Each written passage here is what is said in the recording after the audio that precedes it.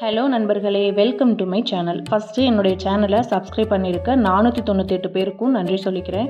புதுசாக என்னோடய சேனலை பார்க்குறவங்களா இருந்தால் என்னுடைய சேனலை சப்ஸ்கிரைப் பண்ணிக்கோங்க.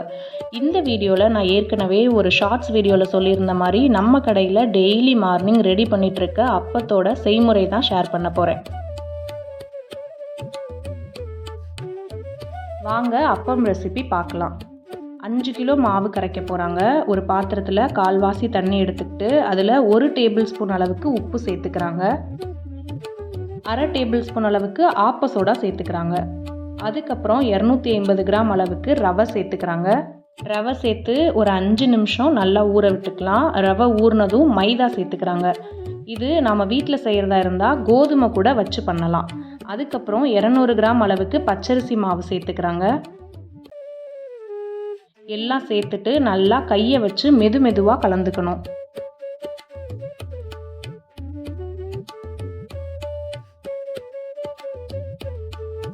தேவைப்படும் பொழுது இந்த மாதிரி கொஞ்சம் கொஞ்சமாக தண்ணி ஊற்றி கலந்துக்கணும். அதுக்கப்புறம் 5 கிலோ மைதாவுக்கு 2 கிலோ ஜீனி சேர்த்துக்கிறாங்க. சேர்த்துட்டு இந்த வீடியோவில் காமிக்கிற மாதிரி நல்லா அடித்து கரைச்சிக்கணும். இட்லி மாவு பதத்துக்கு கரைச்சி எடுத்துக்கணும். தேவைப்பட்டால் வாழைப்பழம், முட்டை, ஏலக்காய் எல்லாத்தையும் மிக்சியில் அடித்து மாவில் ஊற்றி கொஞ்சம் எள்ளும் போட்டு அப்பம் செய்யலான்னு அம்மா சொன்னாங்க. வாழைப்பழம், முட்டை, ஏலக்காய் எல்லாத்தையும் மிக்சியில் அடித்து அப்படியே அது எள்ளை போட்டு அப்ப மாவு ரெடி ஆகிருச்சு. இப்போது எண்ணெய் சட்டியை நல்லா காய வச்சு கையில் கொஞ்சம் கொஞ்சமாக மாவு அள்ளி எண்ணெய் சட்டியில் போட்டுக்கிறாங்க. கையில் போட சிரமமாக இருந்தால் நீங்கள் கரண்டி கூட யூஸ் பண்ணலாம்.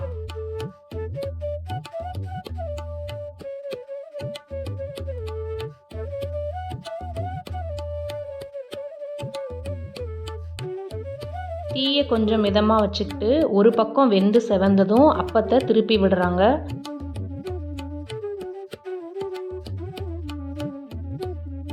அதுக்கப்புறம் அப்பம் 2 பக்கமும் நல்லா செவந்து வந்ததுக்கப்புறம் அப்பத்தை எடுத்து கண்ணு தட்டுக்கு மாற்றிக்கிறாங்க. அவ்வளோதான் நண்பர்களே, நல்லா சாஃப்டாக சூப்பரான அப்பம் ரெடி ஆகிருச்சு. நம்ம ஊரில் மக்கள் இந்த அப்பத்தை காலையில் 5 மணிலேருந்தே விருப்பமாக வாங்கிட்டு போவாங்க டீ கூட சேர்த்து சாப்பிட்றதுக்காக. நீங்களும் வீட்டில் செஞ்சு பாருங்கள். செஞ்சு பார்த்துட்டு எப்படி இருந்துச்சுன்னு கமெண்ட்டில் உங்களுடைய அன்பான கருத்துக்களை பகிர்ந்துக்கோங்க. இதுவே கம்மியான குவான்டிட்டியில் செய்முறை வேணும்னா கமெண்ட்டில் சொல்லுங்கள். கண்டிப்பாக ஒரு வீடியோ போட்டுடலாம். இந்த வீடியோ பிடிச்சிருந்தா என்னுடைய சேனலை சப்ஸ்கிரைப் பண்ணி சப்போர்ட் பண்ணுங்கள். தேங்க்ஸ் ஃபார் வாட்சிங் மை வீடியோஸ்.